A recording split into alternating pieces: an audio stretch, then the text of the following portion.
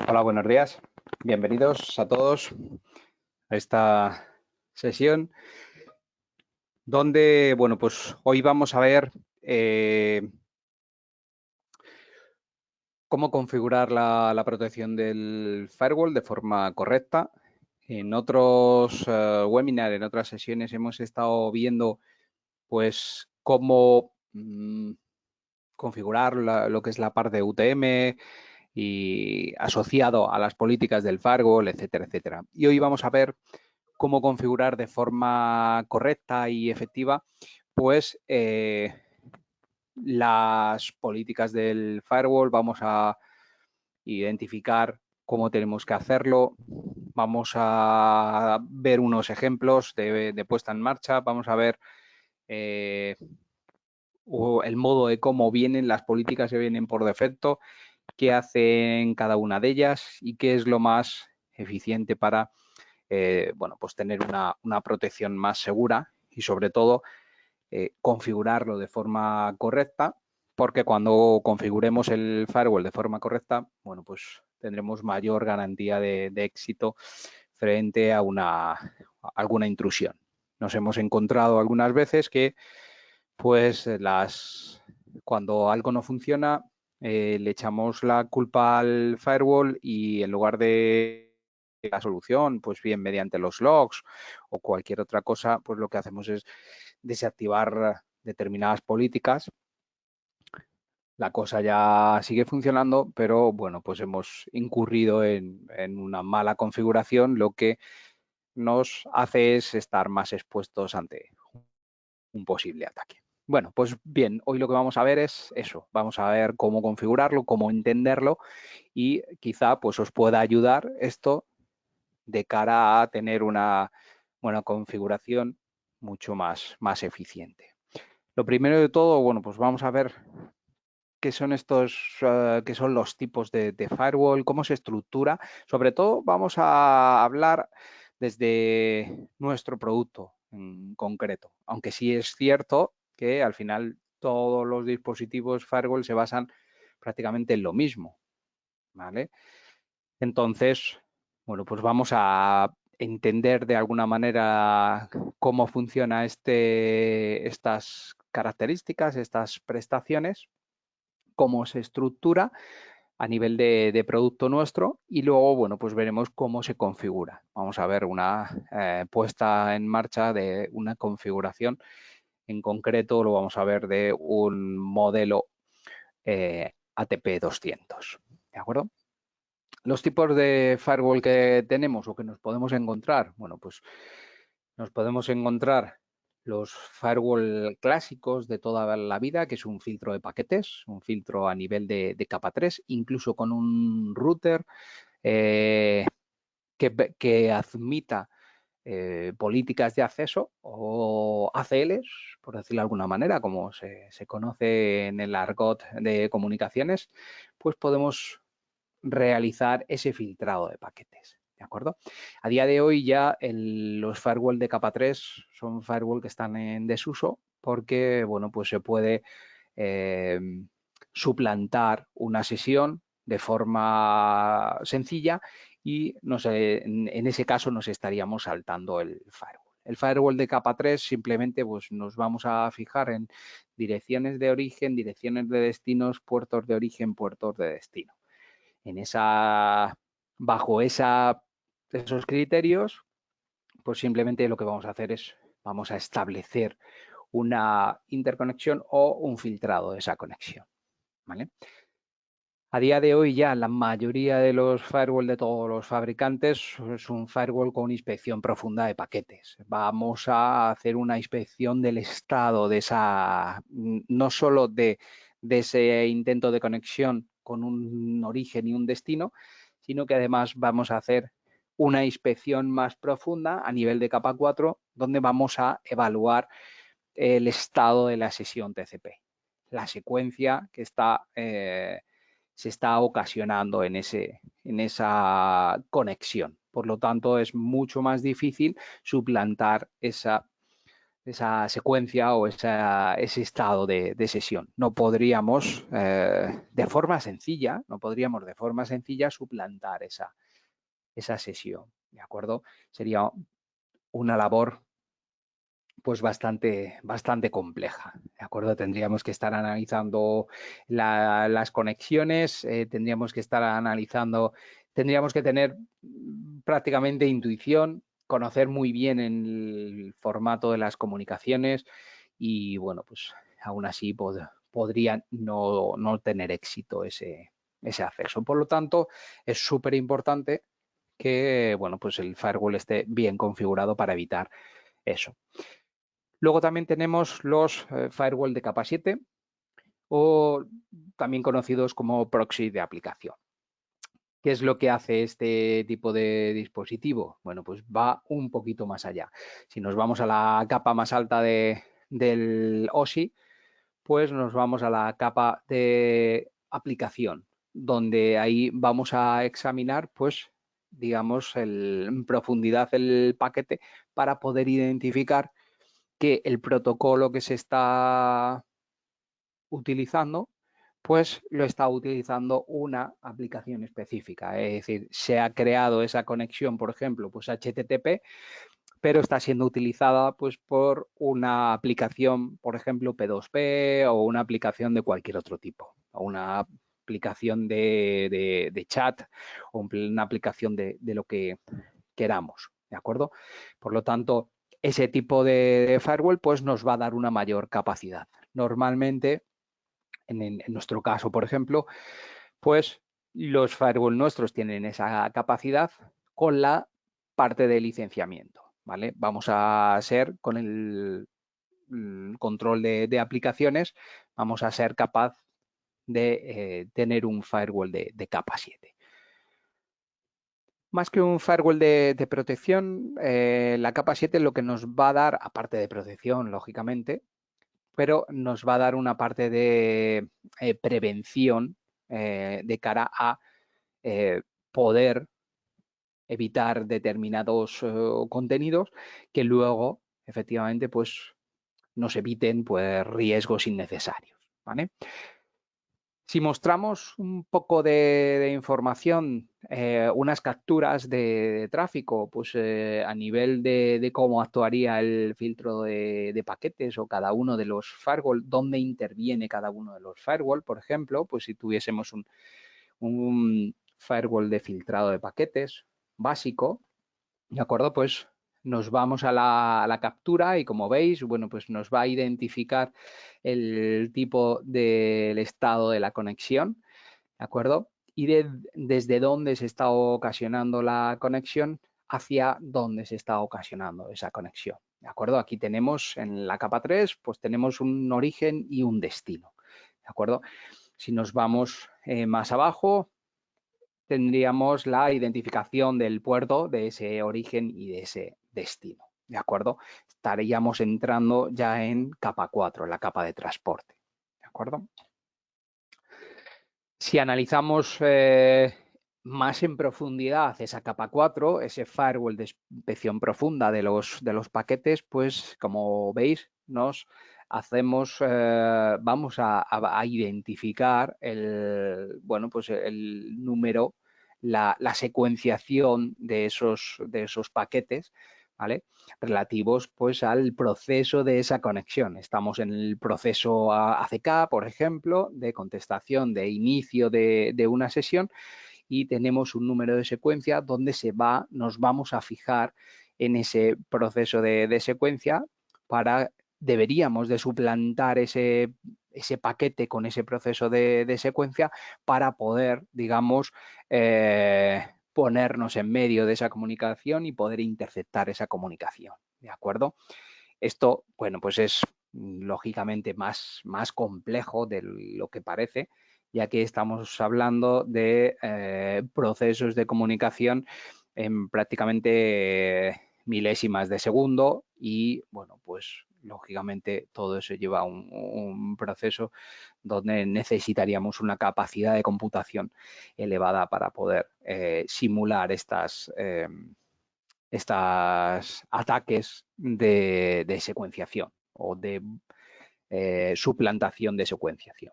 ¿De acuerdo? Por lo tanto, los firewall de capa 4, pues los firewall de nueva generación que se llaman o de inspección profunda de paquetes nos dan una mayor garantía.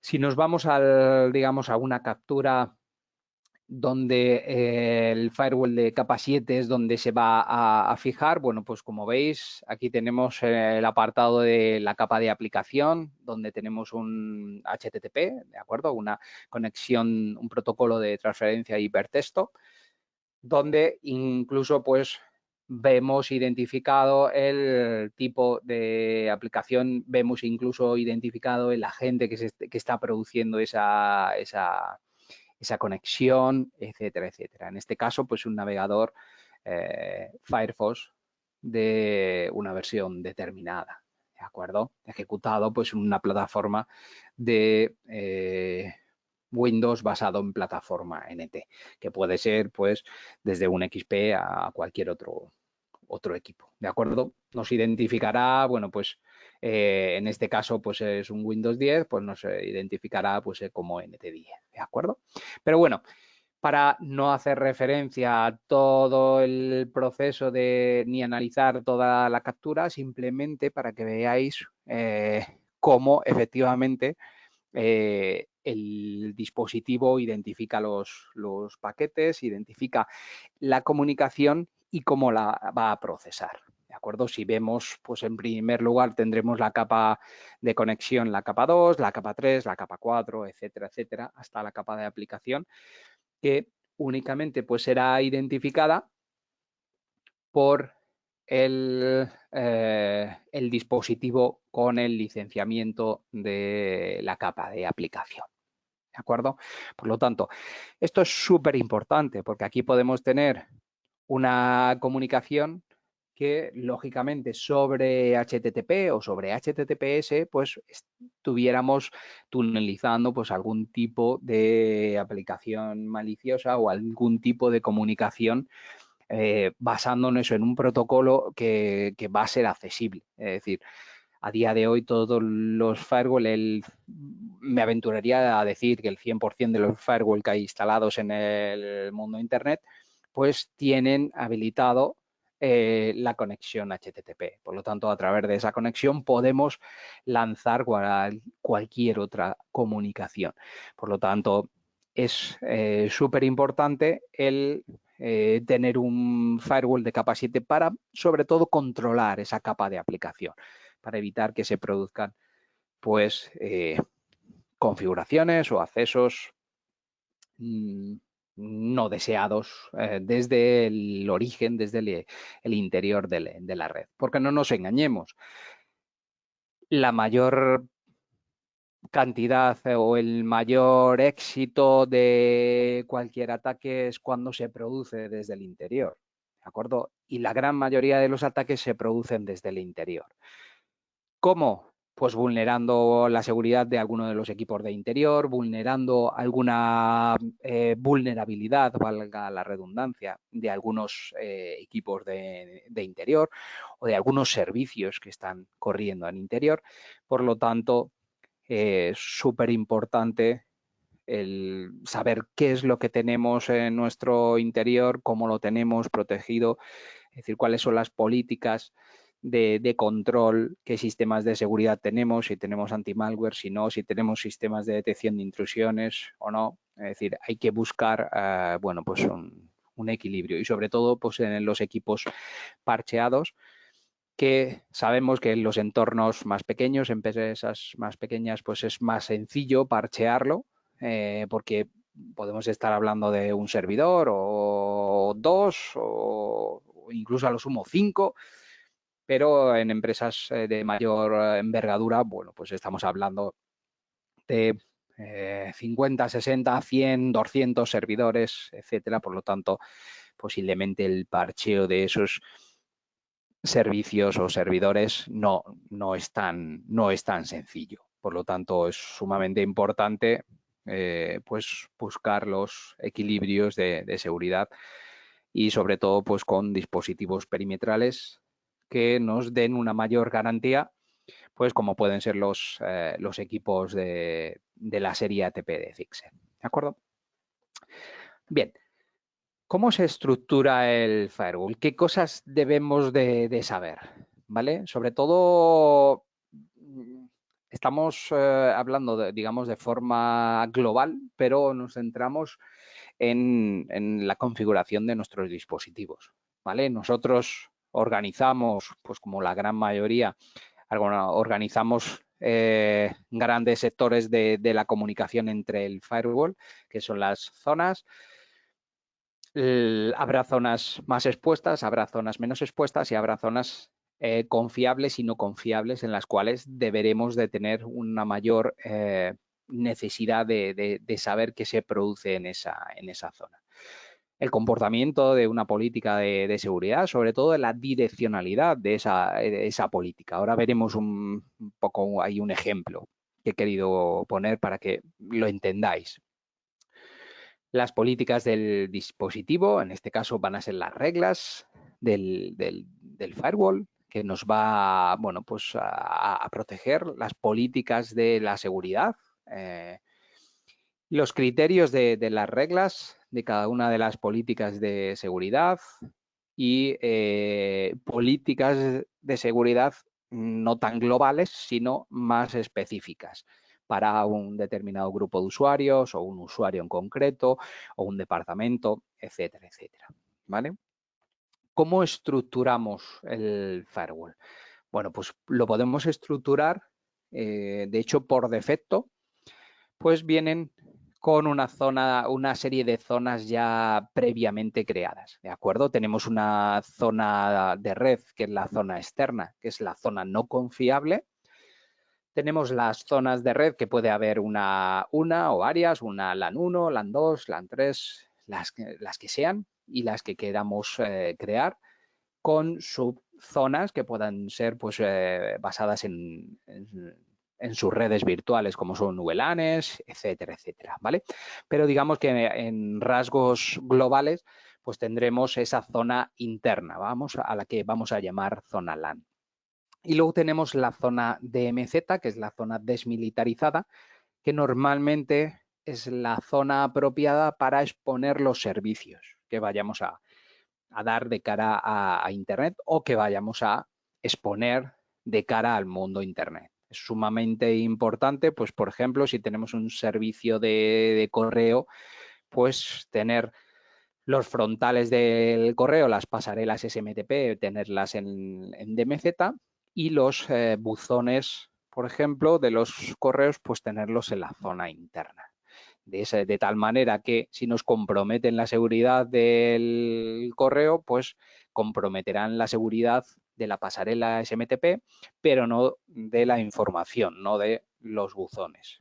Y de cara a los servicios, por ejemplo, web y demás, pues ocurre lo mismo. Es decir, en las zonas desmilitarizadas normalmente se exponen los servicios que van a estar más de cara a Internet y que, lógicamente, deberían de estar protegidos, pero habrá posibilidades de que existan vulnerabilidades que, bueno, pues no contemplemos y puedan ser atacados o puedan ser vulnerados esa seguridad, y de esa manera debemos de evitar que se comprometan los datos. Por ejemplo, pues si tenemos una base de datos de productos, por ejemplo, en un portal web, pues la base de productos debería estar dentro de la zona interna y tener una zona de exposición de cara a Internet. ¿De acuerdo? Las comunicaciones, ¿cómo se producen? Pues normalmente entre la zona WAN y la zona LAN, lógicamente, pues deberemos de tener toda esa exposición cerrada. Todo eso debería estar bloqueado. Desde la zona WAN a la zona de MZ debería estar abierto, sobre todo pues para determinados servicios. Quizá no todos los servicios, pero sí algunos de ellos, pues como puedan ser HTTP o HTTPS, si tenemos servicios de publicación web. Si lo que tenemos son servicios SMTP, pues tendrán que estar abiertos los servicios SMTP. Cuanto menos pues lógicamente, cuanto menos abramos esa zona, pues menos expuestos estaremos a cualquier vulnerabilidad o cualquier ataque que se pueda producir. ¿De acuerdo? Las comunicaciones entre la zona LAN y la DMZ, pues lo mismo, deberá de estar controlada, pero deberá ser accesible. ¿Por qué? Porque posiblemente pues los usuarios que estén en la zona interna deban acceder a esa zona desmilitarizada, deban acceder a los recursos. Y la comunicación entre la DMZ y la LAN, pues en la mayoría de los casos debería estar cerrada, salvo los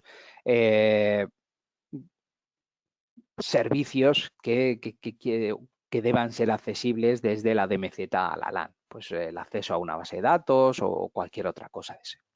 ¿De acuerdo?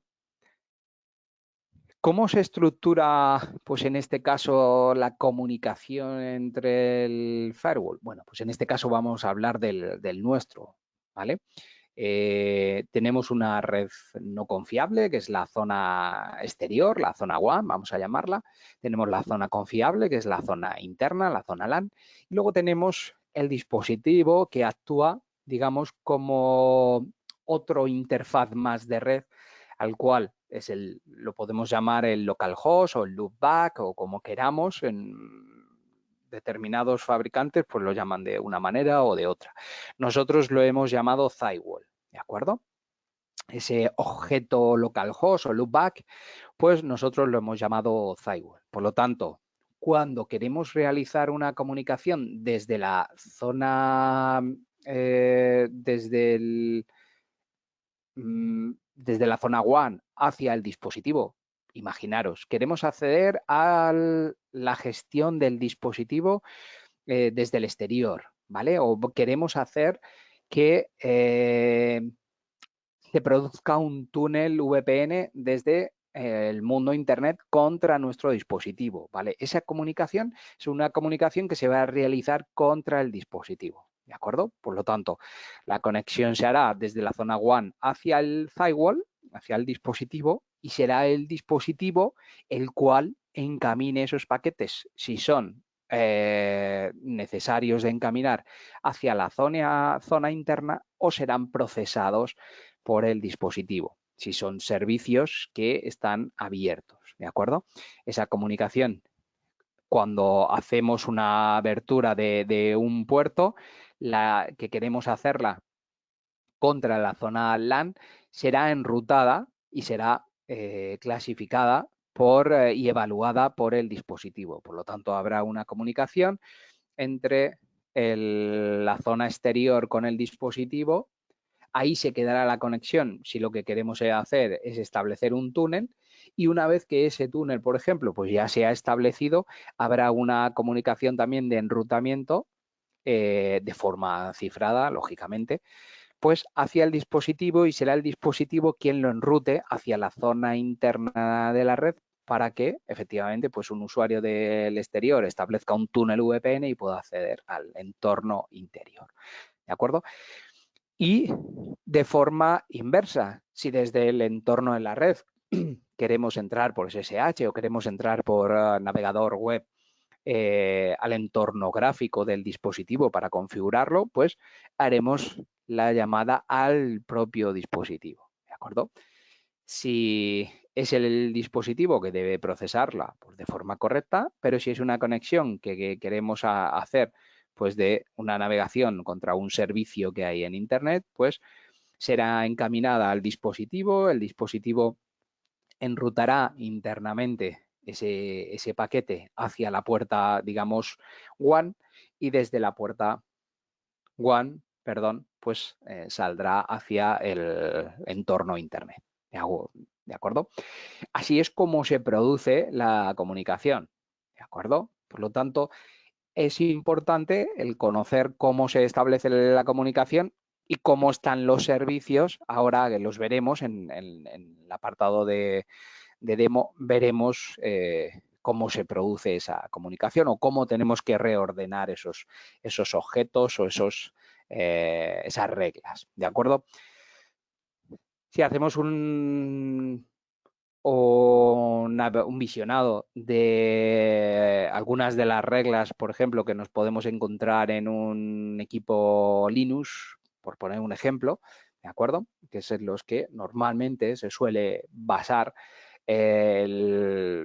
prácticamente el 100% de todos los firewall de todos los fabricantes, pues veremos, por ejemplo, pues ese objeto loopback. ¿De acuerdo? Ahí vemos que para el objeto loopback hay pues una serie de reglas de entrada, salida sobre un interfaz, sobre el interfaz, como vemos, en este caso, pues el interfaz loopback. ¿De acuerdo? Un acceso de permisividad o no, si lo hacemos sobre, pues por ejemplo, para permitir un acceso sobre un interface, pues en este caso ya no utilizaremos el loopback o el localhost o como queramos llamarlo, sino que haremos, crearemos la regla, pues en este caso es una regla de entrada sobre el interfaz, perdón, Ethernet, ¿de acuerdo? Con una serie de, bueno, pues de características, etcétera, etcétera. Como veis, nos muestra también bueno, pues el atributo de state, ¿vale? De estado, para identificar que esa conexión necesita únicamente, no nos va a permitir, por ejemplo, pues en este caso el protocolo ICMP, pero el ICMP se va a fijar también en el estado, que sea un estado de la conexión, es decir, evaluar, perdón, la secuenciación de esas conexiones, ¿de acuerdo? Para aquellos que estéis más familiarizados con este tipo de entornos, pues será más fácil de entender digamos, esta slide. ¿De acuerdo?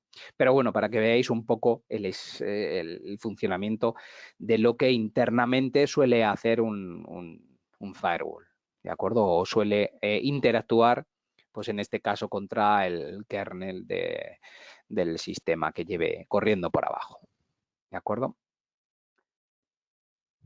Las políticas de seguridad y su direccionalidad, pues es importante, ¿de acuerdo? Es importante y sobre todo es importante saber cómo se inicia esa conexión, ¿de acuerdo? Es una de las cosas importantes. Si vemos aquí las distintas zonas, vemos las reglas que en este caso en nuestros dispositivos suelen venir por defecto, ¿de acuerdo? Pues de la LAN a la WAN suele haber una permisividad de todo en general, ¿de acuerdo? Ya seremos nosotros los encargados de establecer otros criterios distintos pues para esos usuarios de la LAN que no tengan acceso a determinados puertos o servicios de cara a Internet, ¿de acuerdo? Pero por defecto pues tendremos esas comunicaciones. Desde la DMZ también se produce una conexión abierta hacia el mundo WAN.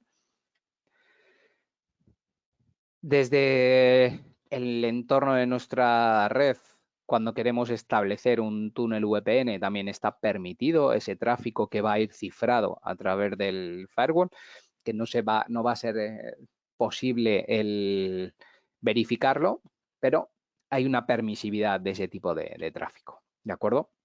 Ya sea un túnel VPN L2TP, IPsec, SSL, etcétera, etcétera, ¿de acuerdo?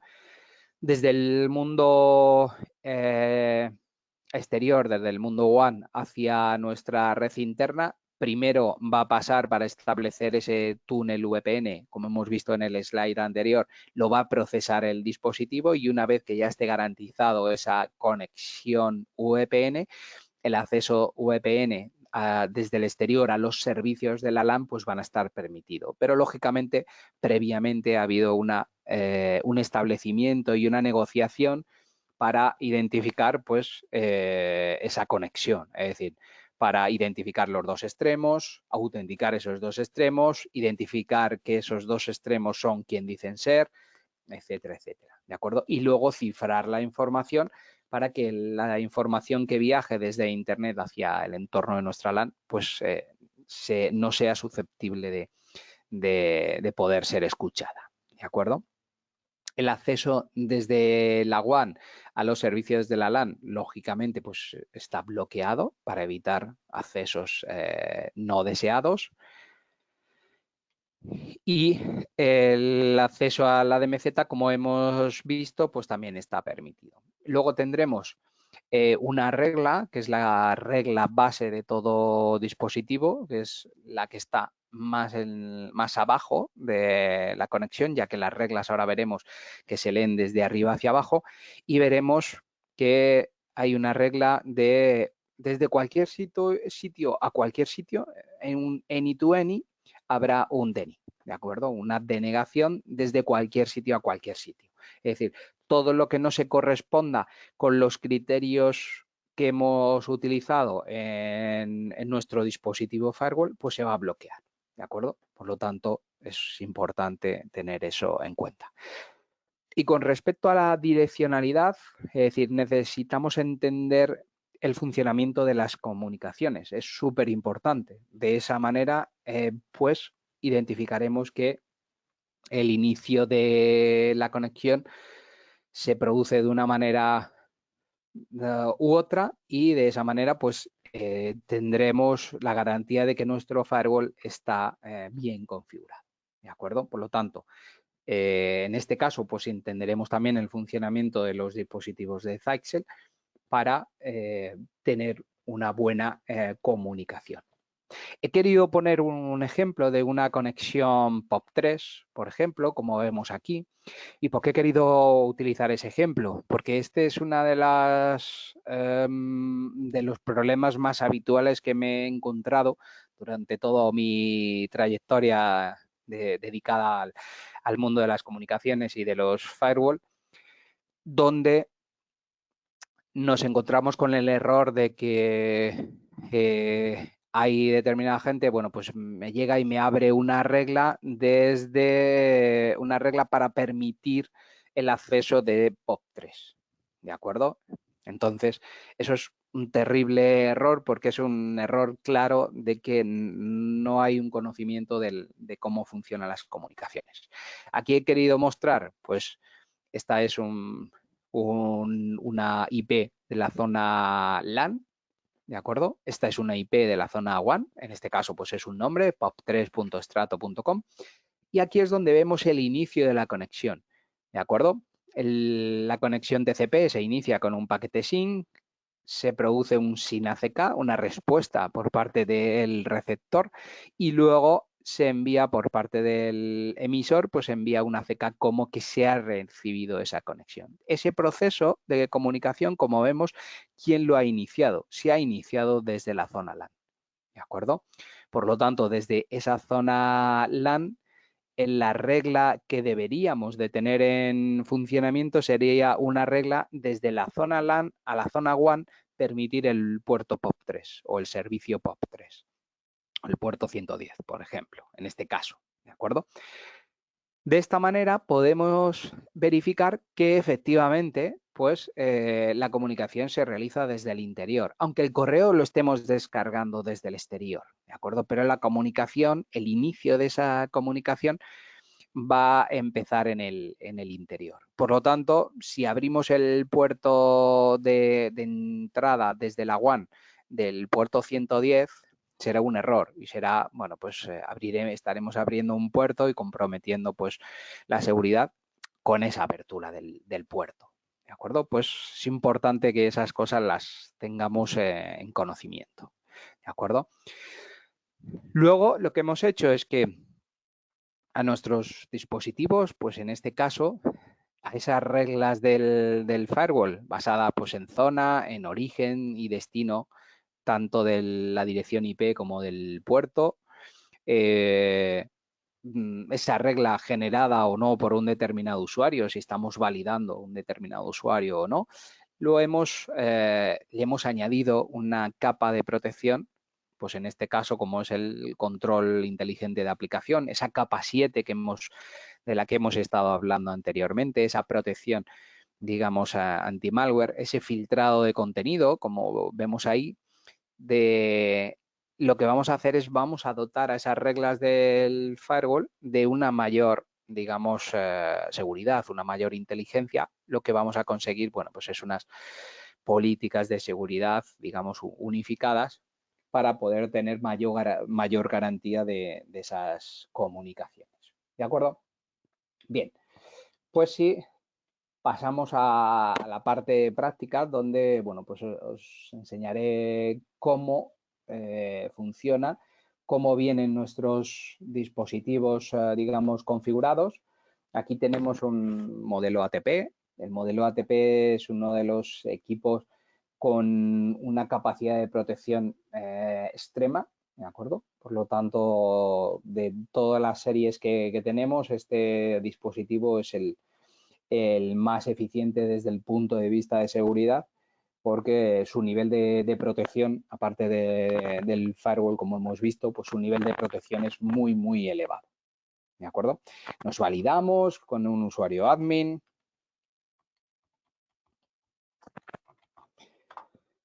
Con nuestra contraseña, súper importante, ya que si el equipo va a estar de cara a Internet, pues no tengamos una contraseña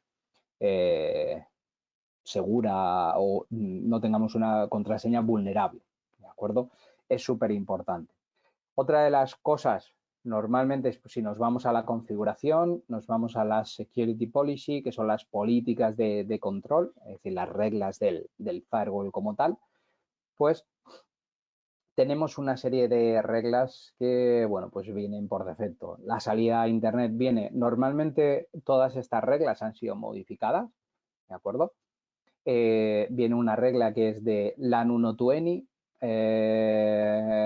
pues de LAN 2 o de las distintas LANs que haya sobre LAN to any, etcétera, etcétera. Deberíamos de intentar evitar los ENIs, ¿de acuerdo? Porque los ENIs son reglas demasiado genéricas, por lo tanto, en este caso, simplemente, por ejemplo, pues con modificar esta regla de salida a Internet en la cual le decimos que desde LAN 1 tenga acceso a WAN, ¿qué implica? Pues que desde la LAN 1 ya no vamos a poder acceder a la LAN 2 o a cualquier otra zona. Si nos vamos a, por ejemplo, pues hemos creado una zona de invitados, ¿de acuerdo? Para los invitados que vienen a visitarnos, en el cual esa zona que le hemos asignado, por ejemplo, como vemos en este caso, a una VLAN, a VLAN 10, pues únicamente tiene acceso a WAN. Con esta regla, ¿qué es lo que hacemos? Pues estamos evitando que desde la zona de invitados haya comunicación contra la LAN 1 o contra cualquier otra de las reglas, cualquier otra de los accesos a determinadas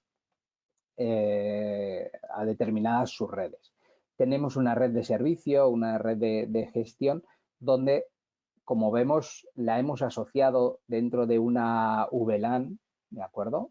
Distintas. Y esas VLANs, pues como estamos viendo, únicamente tienen acceso a la WAN. Es decir, cualquiera de los usuarios invitados no podría entrar a la red de servicio, a la red de gestión, ni a la red interna para comprometer los servicios que pudieran existir.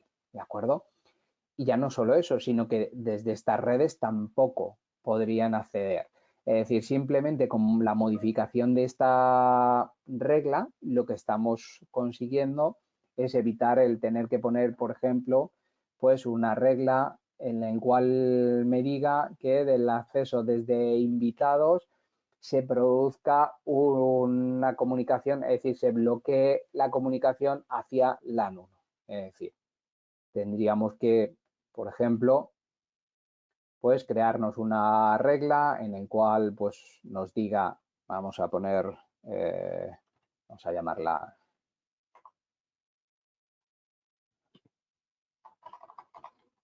regla 1, por ejemplo, y desde la zona de invitados a la zona LAN 1, por ejemplo, pues lo bloqueamos.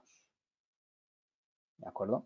Podríamos incluso loguear ese tráfico para verlo en el firewall, etcétera, etcétera. ¿De acuerdo?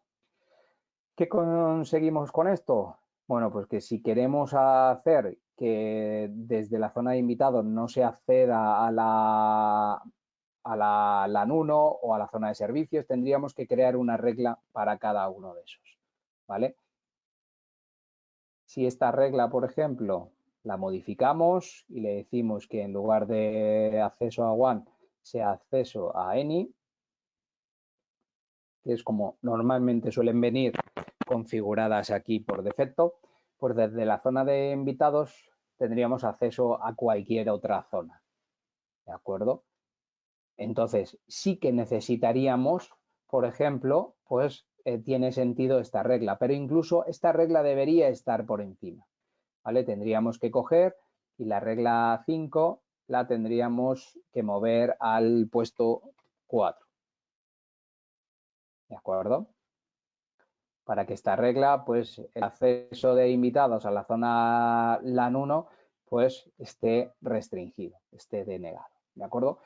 Pero así sucesivamente tendríamos que crear determinadas reglas, por lo tanto incrementaríamos el número de reglas. Cuando incrementamos el número de reglas, incrementamos el nivel de mantenimiento del dispositivo, etcétera, etcétera. Por lo tanto, debemos ser un poco más, digamos, eficientes, ¿vale? Entonces, simplemente para evitar que desde una zona de invitados tengamos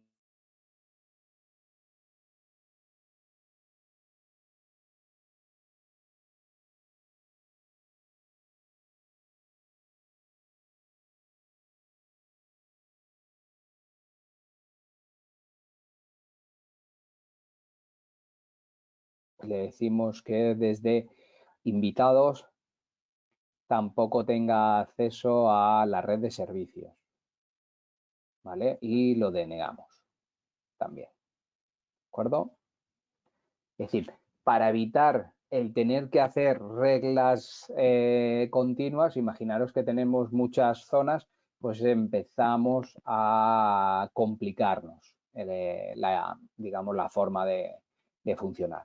Lo más sencillo, pues modificamos esta regla y en lugar de hacer que sea demasiado genérica, ¿vale? En lugar de que los invitados únicamente queremos que accedan a la salida a Internet, pues simplemente modificando esta regla de esta manera, nos evitamos el tener que crear determinadas reglas, pues como esta y esta, que ya, por ejemplo, pues ya no tendrían sentido. ¿De acuerdo?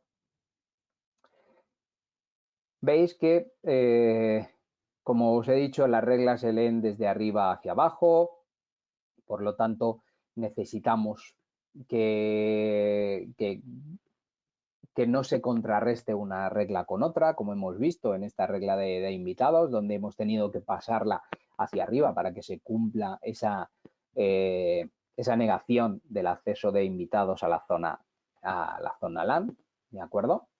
Pues son cosas que debemos de tener en cuenta.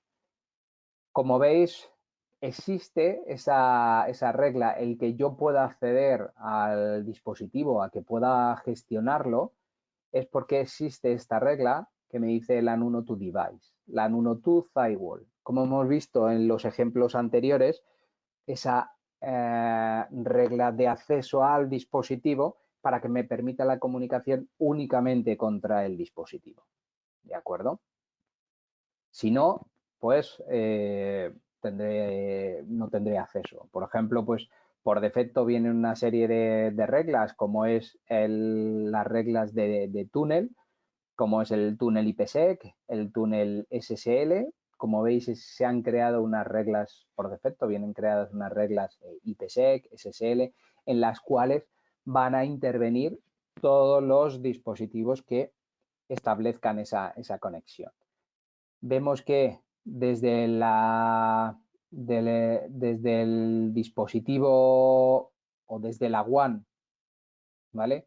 Hacia el Zixel, no hacia dentro de la red, ¿vale? Por defecto, desde la WAN hacia el propio firewall, hacia el interfaz, ese localhost o loopback que habíamos visto anteriormente, pues hay una serie de servicios permitidos, ¿de acuerdo? Esos servicios pues son el protocolo HESP y luego, bueno, pues los puertos de IKE y de NAT Transversal, como es el 500, 4500, para establecer esa conexión VPN, ¿de acuerdo? Incluso, pues tengo abierto, como vemos aquí, el servicio de HTTPS para que desde fuera pueda acceder a través de HTTPS a poder gestionar el firewall. Es decir, lo gestionaré mediante la dirección IP pública, ¿de acuerdo? Estas son unas reglas que vienen por defecto. Lo que me van a permitir es que se establezca el túnel VPN. Por lo tanto, si vamos a establecer una conexión VPN, tener en cuenta que por defecto viene permitido la conexión VPN. Es decir, que si no nos funciona la conexión VPN, pues posiblemente será por otro motivo. Bien porque a lo mejor el router que tenemos por delante no están bien pasados los paquetes, no está bien hecho el DMZ, no está funcionando el DMZ, etcétera, etcétera. ¿De acuerdo? Pero que sepáis que por defecto viene esa regla para que nos pueda permitir pues todo el tráfico IPsec, etcétera, etcétera. ¿De acuerdo? Si no, pues también una de las cosas importantes pues es nos vamos al log y nos vamos al monitor de eventos en el cual, bueno, pues me va a dar información, pues por ejemplo aquí que me está dando información de bloqueo desde, bueno, pues por ejemplo desde esta IP que es de Bulgaria a un puerto pues al 610077, ¿vale? Pues es un puerto que está cerrado, pues por lo tanto no habrá comunicación, ¿de acuerdo? En el log es importante ver, bueno, pues qué está pasando. Esto con respecto, digamos, a la funcionalidad del firewall. Luego, bueno, pues podremos tener más o menos control, podremos ir afinando más las reglas que vienen por defecto y hacer que nuestro dispositivo, bueno, pues sea lo más eficiente posible. ¿De acuerdo? Aquí yo he creado, pues, por ejemplo, una regla en la cual le digo, pues, países bloqueados, que desde la WAN hacia el firewall un determinado origen, pues que yo he querido especificar, pues determinados países no tengan, incluso aunque se consigan mis credenciales, pues no van a poder acceder al dispositivo y van a poder tener bueno, pues un acceso contra el dispositivo, porque hay digamos, un conocimiento de eso y hay en este caso, una acción de denegación, ¿de acuerdo? También puedo coger, y si me voy en el apartado de System, hay un apartado que es 3W.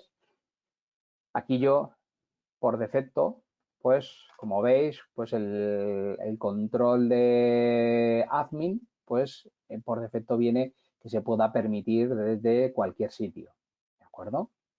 Pero yo me puedo crear una regla en el cual el acceso de admin desde la zona WAN pues no se produzca o desde la zona de invitados, por ejemplo, pues le digo que es desde la zona de invitados pues no se permita el acceso al dispositivo, incluso aunque alguien sepa la contraseña, si estoy en una VLAN de invitados pues no pueda acceder, ¿de acuerdo? Pues para evitar que haya alguien escuchando o el motivo que sea. Es decir, tenemos muchas otras maneras también de poder dar mayor garantía al acceso o al control del dispositivo. No solo pues con las políticas del firewall que, bueno, pues nos van a dar acceso lógicamente a filtrar todas esas conexiones que quiero que ocurran o no ocurran.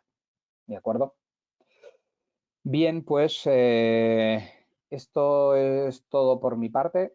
Espero que haya sido, bueno, pues de forma gráfica entendible, que haya sido instructivo, que es nuestro objetivo, que sea instructivo. Y bueno, pues lógicamente nos veremos en otras sesiones. Espero veros en otras sesiones. Muchas gracias a todos por vuestra asistencia y lo dicho, nos vemos en otras sesiones.